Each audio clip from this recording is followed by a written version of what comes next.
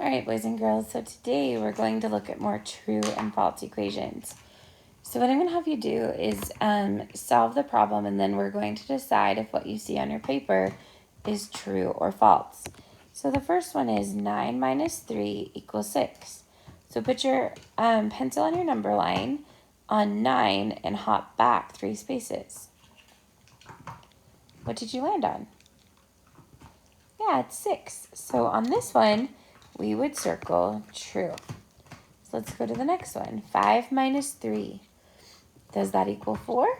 So put your pencil on 5, hop back 3. What did you land on? Yeah, 2. So this one says 4, so that's false. Next one, 7 minus 2. 7, 6, 5. That one is true. 8 minus 2 is 6. Let's count back. 8, 7, 6. Yep, that's true. 8 minus 0. 8 minus 0 isn't 4. We know 8 minus 0 is 8, so this is false. Let's do 9 minus 4. 9, 8, 7, 6, 5. Yep, that one looks like true. 5 minus 3. Let's count back 3. 5, 4, 3, 2. This one says 5 minus 3 is 3, but it's not, it's 2. So we're going to circle false.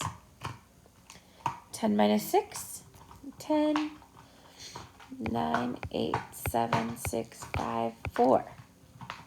This one says it's 2, so that's false. And then 6 minus 2 equals 4, 6, 5, 4. Oh, yep, that one's true. And the last one, 7 minus 3. 7, 6, 5, 4. Okay, so that one's false. Nice. Very good. So, turn it over onto the back page. You're probably going to need your number line for these ones because these are a little bit bigger numbers. So put your pencil on 16 and count back 7.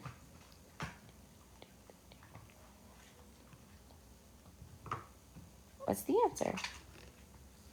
9. 20 minus 6. Put your pencil on 20.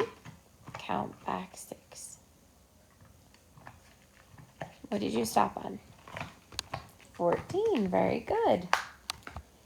15 minus 4. Pencils on 15. Count back 4. 11. Good. Now the next one looks really hard. It's 18 minus 17.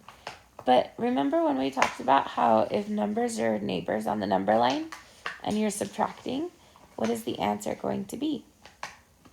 Answer is going to be 1. So we don't have to count back 17 because we know that strategy. Okay, boys and girls, please solve the rest of these problems. Then put your name at the top and put it in the top tray on the math worksheet side. Good job.